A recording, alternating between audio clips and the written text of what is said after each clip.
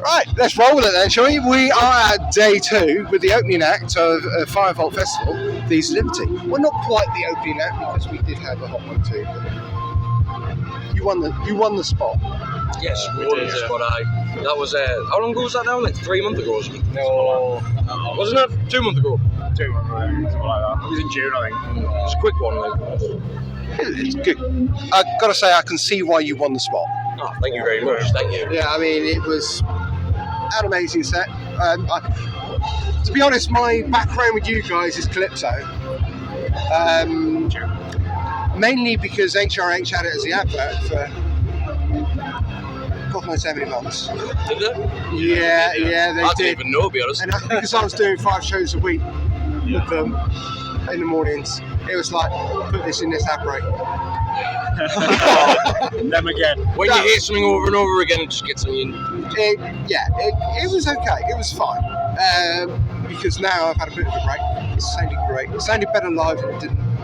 Oh yeah, that's definitely a thing. I mean, obviously, I was on about this before, but Wildfire, which was, how long ago was that now? A couple of months as well. A couple of months ago. That was like our 1 year anniversary in a way, like in this lineup officially. Yeah. But the EP and stuff like that, like I feel like you've got to see us live. You know, at the moment, like.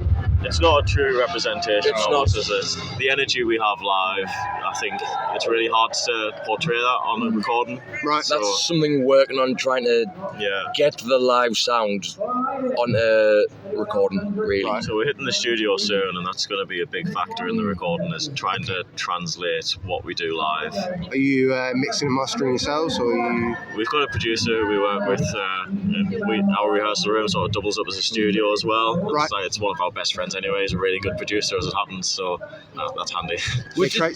We have like toyed with the idea a bit, you know, that of like getting a bit more involved on that side of things, but like I say, the lad who we do it with is a good friend and he's really good. We often get to sit with him while he's mixing and stuff, so we can be very specific about what we want him to sound like. And he knows the songs inside out himself, doesn't he? So it's always good help.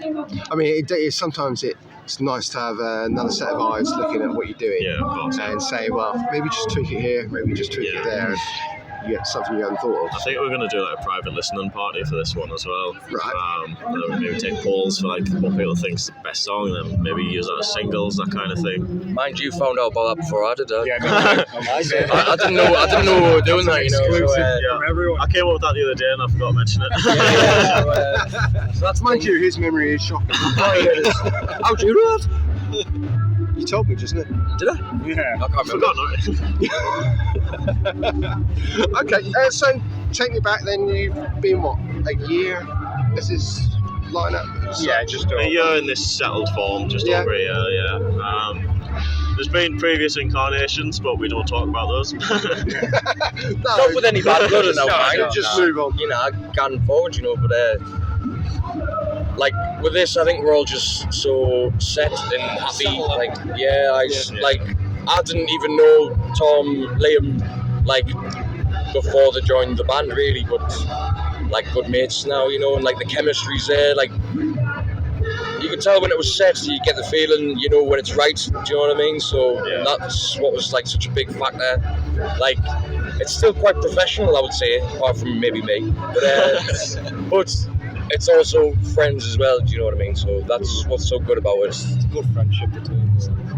Okay, so you're in the studio, you're good friends, you've been settled for about a year. What's next? Touring? Gigging? Well, we've got a tour coming up sort of across September to November. We're going to be going out with the Karma Effect and the Bad Day. Oh yeah?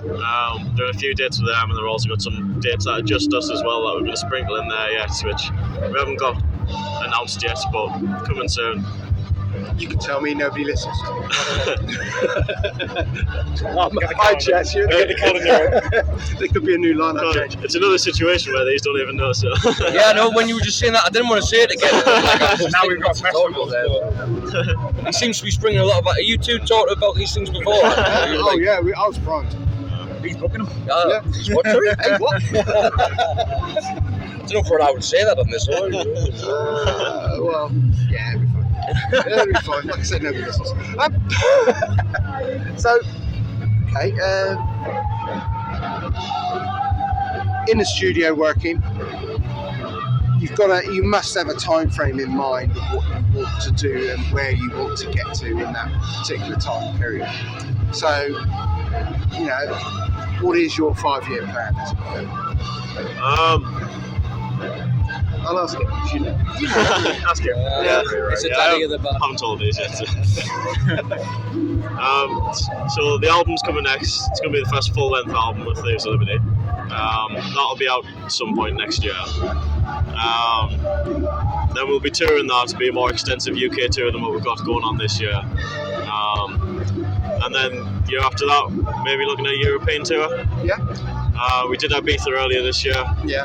So that was our first foray into that. So maybe expand upon that. You got the back. We do already have some listeners in other countries, so hopefully we'll build upon that.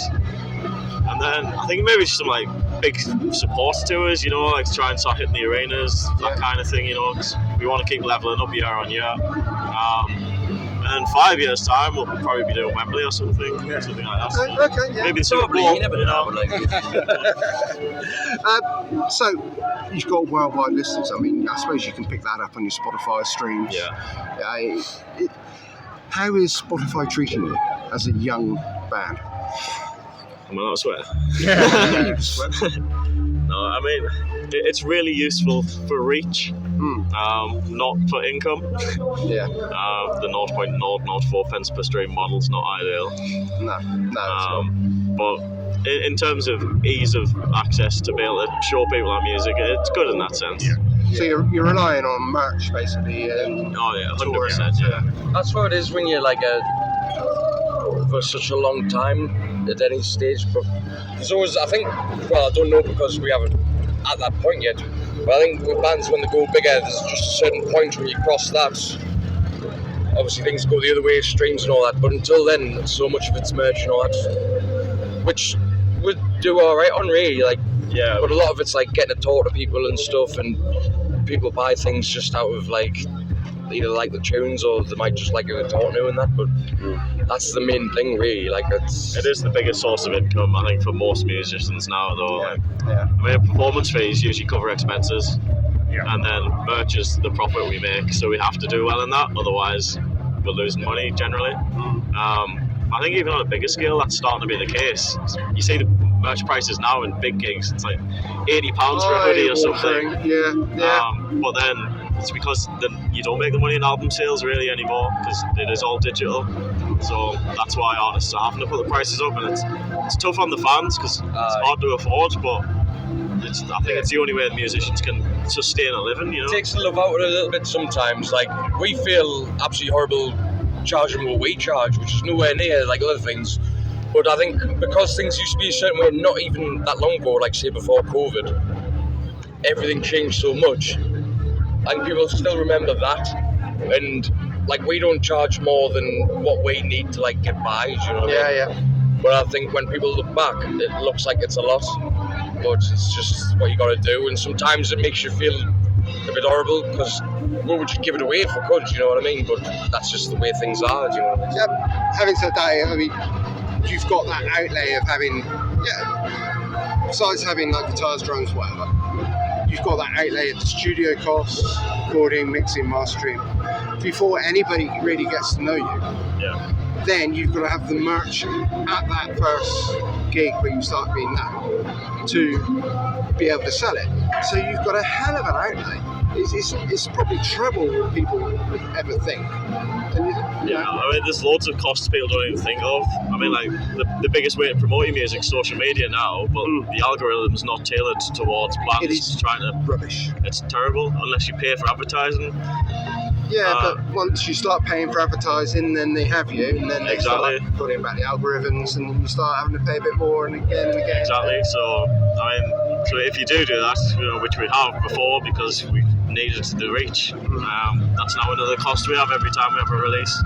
So it's just little things like that you don't even think of, and it all just starts to add up really quickly. Okay. So if you've obviously got merch, where can people go and buy it? Thievesofliberty.com. Right. Nice and easy. Nice and easy. Liam will have to drop it off, man. So if you're ordering one in Cambodia or something, you'll have to wait a few months for like the speedboat to get out and that. Okay, and your music's available pretty much everywhere. Everywhere, yeah. If you can imagine it, it's there. Okay. Thank you. SoundCloud. Yeah. Is it on SoundCloud? Is it? Yeah. I didn't even know that. There you go. There's a lot of things that you brought to light today. Well, I like to be a benefit to, your working relationship. Maybe. Thank you guys for taking the time to speak to me. I wish you all the very best. Your live performance was absolutely stunning. Thank you very much. Hopefully I'll be seeing you at Wembley within the next 5 years. Absolutely. That's the Guest list. Take care. Thank you very much. Cheers.